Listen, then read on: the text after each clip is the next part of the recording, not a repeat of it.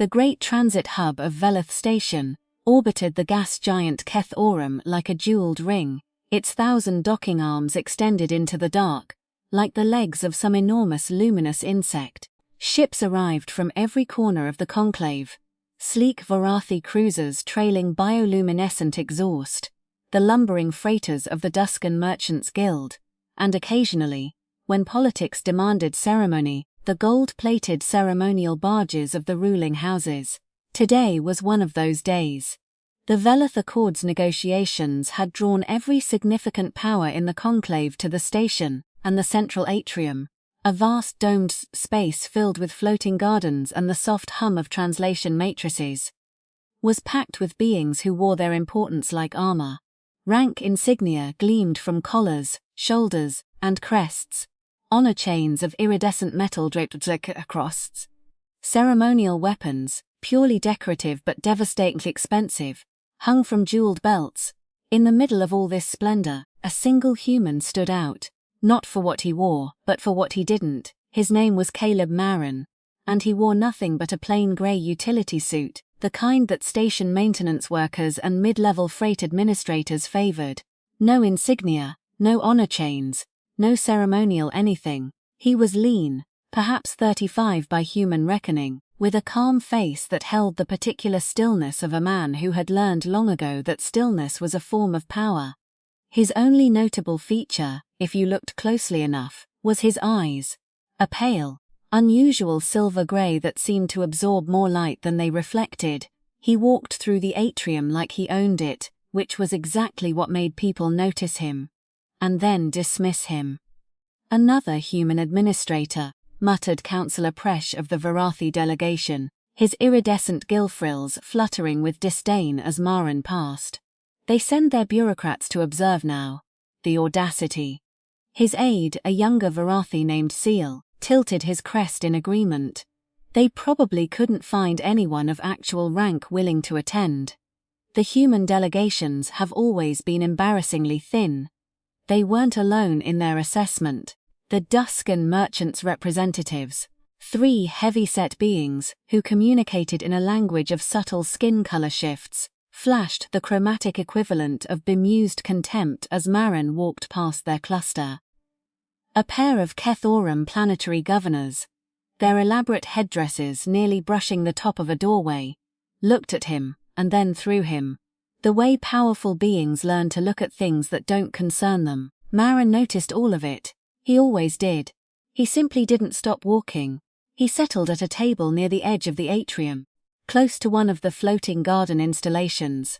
A cascade of violet blossoms from 7 different star systems, arranged in defiance of gravity.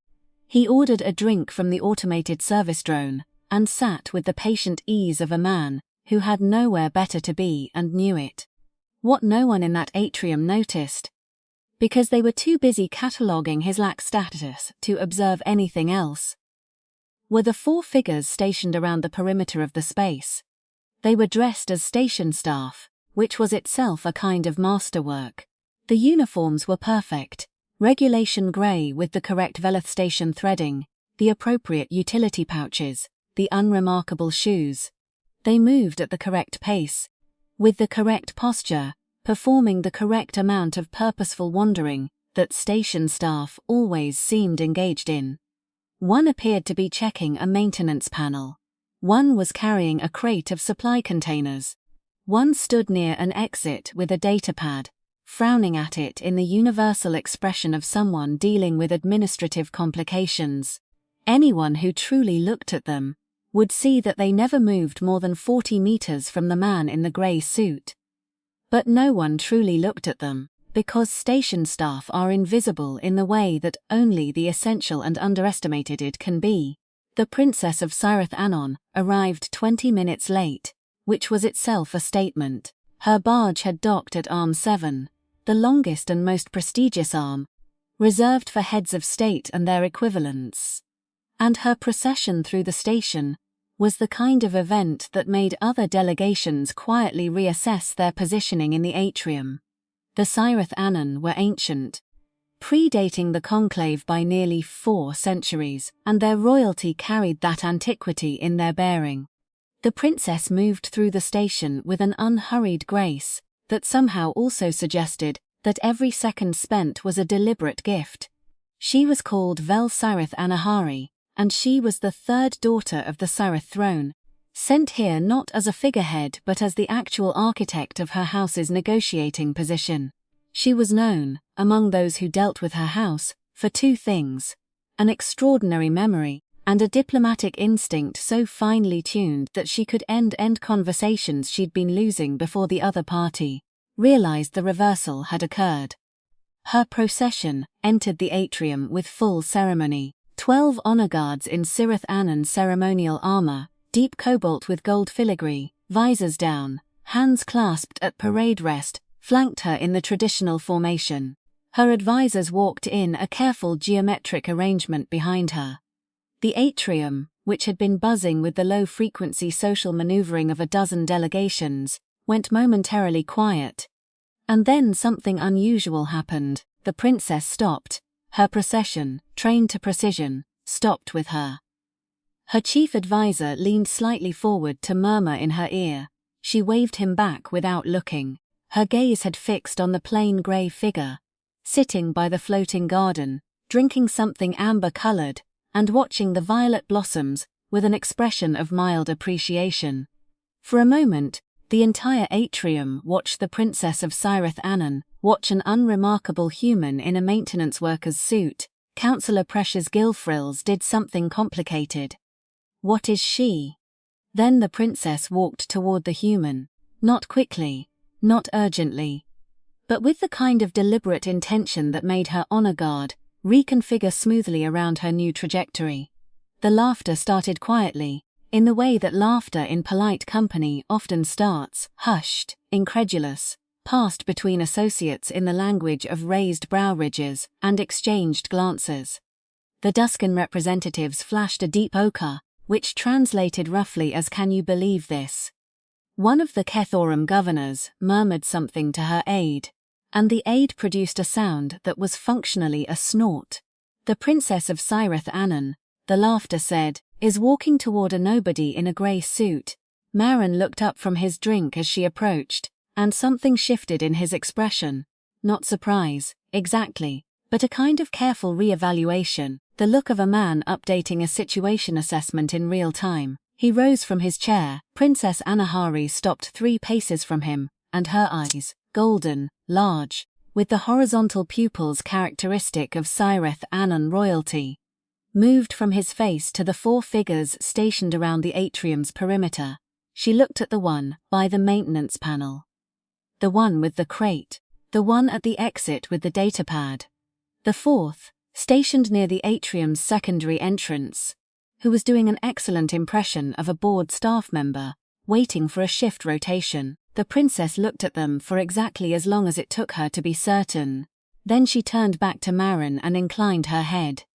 A formal inclination, the kind extended between equals of significant rank, and said, in the conclave's common tongue, "Consul Marin, I apologize for the delay. I was not aware you had arrived." The atrium went very still. Caleb Marin returned the incline of her head, a fraction deeper, and said, "Your Highness, no apology necessary." The delay was appropriate to the occasion. In the silence that followed, one could almost hear the sound of assumptions disassembling.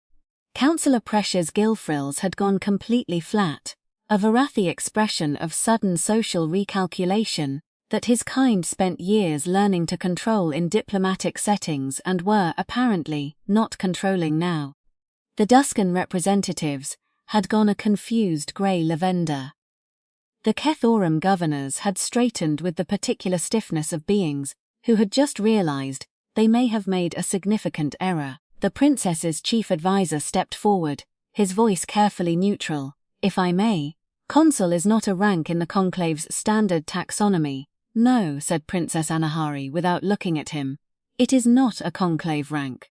She looked at Marin with an expression that contained several things at once: professional respect, the slight warmth of genuine relief at encountering a known quantity, and something quieter that might have been the satisfaction of a very old equation finally balancing. "It is a reach rank, is it not?" It is, Marin agreed, the reach. The word moved through the atrium like a current through water. Invisible, felt everywhere. The conclave was old and powerful, and governed most of the inhabited systems anyone in this room had ever visited. The reach was something else. Older, quieter, operating in the negative spaces of the conclave's awareness, known to most beings only as rumor and half-credible diplomatic intelligence. The Reach did not attend summits. The Reach did not send representatives.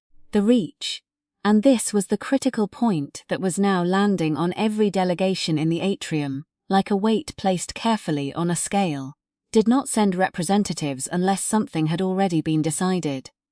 Your guards, Princess Anahari said to Marin, with a slight gesture toward the 4 figures in station staff uniforms. The one at the maintenance panel served at the Reach's third house negotiations on Ceylon Vor. I remember her posture. The one near the secondary entrance.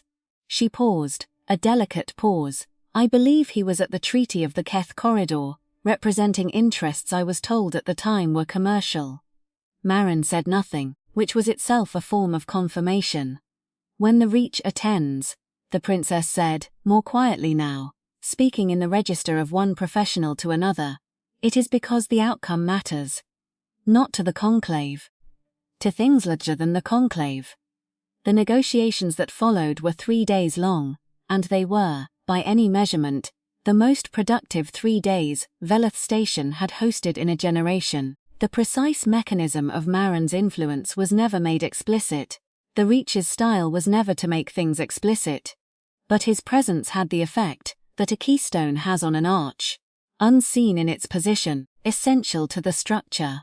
When delegations reached impasses, quiet conversations happened, usually over meals in unremarkable station cafeterias, between Marin and 1 or 2 representatives at a time. He offered no grand speeches, made no threats, produced no binding documents. He asked questions, he made observations. He occasionally said in his mild way that certain outcomes seemed more durable than others, a word he deployed with a precision that made recipients feel they had been given something more than an opinion. Councillor Presh of the Varathi sought him out on the 2nd day. Marin received him politely at the same table by the floating garden. Presh's gilfrills, which had been doing elaborate things since the moment of the princess's recognition, were now operating in the subdued register of a diplomat who has accepted that the context he'd been working from was incorrect. I owe you an apology, Presh said, which for Varathi was so unusual an act that it functioned as its own form of communication. Not at all, Marin said. The lack of insignia is a choice. The choice implies an acceptance of how it will be read. And yet the princess recognized you immediately. She recognized my guards, Marin said, with a small correction that was itself informative. She has a remarkable memory, and she has been in enough rooms where things were genuinely at stake to know who appears in those rooms. The guards are the tell, they always have been. But you have to know what you're looking at. Presh considered this for a moment, and most people don't. Most people, Marin agreed, are looking at the insignia. On the 3rd day, the Velith Accords were signed. The settlement included a resource-sharing framework that 3 previous rounds of negotiations had failed to produce, a dispute resolution mechanism that had been considered unworkable by the dominant legal scholars of 4 different species, and a pair of quiet addenda that were not read into the public record, which were in several ways the most significant documents of the 3. The Princess of Sirith Anand signed last, as was her right as the longest present sovereign representative, and as she set down the ceremonial stylus, she glanced across the table at Caleb Marin, who was, of course, not signing anything, because the Reach never signed anything, and something passed between them that the other delegates in the room could not quite pass. It was not warmth, exactly.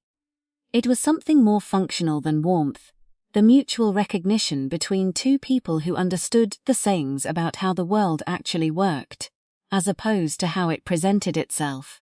He left before the celebration dinner, which surprised no one who had understood anything about the last 3 days, at Arm 7, not the maintenance docks, but the arm reserved for heads of state, because someone had quietly reclassified his departure clearance at some point during the negotiations. A ship waited that had not been on any of the station's arrival manifests. It was sleek and dark, and carried no identifiable markings, which was its own kind of statement. The 4 guards who had shed their station staff uniforms for something equally unremarkable boarded ahead of him. One of them paused at the top of the ramp and looked back at the station's vast glittering form, perhaps performing some final professional assessment. Then she went inside, and Marin followed. At the departure lounge observation window, Councillor Presh stood with Seal and watched the dark, unmarked ship detach from the arm, with a smoothness that suggested drive systems well beyond standard conclave specifications. "I want a full brief," Presh said, "on the reach. Everything we have." "Sir," said Seal, "we don't have much." "Then I want what we have, and I want a list of what we don't have, and I want to understand why we don't have it." He watched the ship shrink against the starfield. "And the next time a human in a grey suit with no insignia enters a room I'm in?" His gill frills moved in a way his junior staff had never seen before, the expression of a being who has updated, fundamentally, a world view. "I want to know before he sits down." The dark ship crossed the threshold of the station's light and slipped into the deep, carrying its passenger and its unmarked importance out into the spaces between stars, where the work was always being done, in the language of quiet rooms and careful questions, and guards who knew which exits to watch.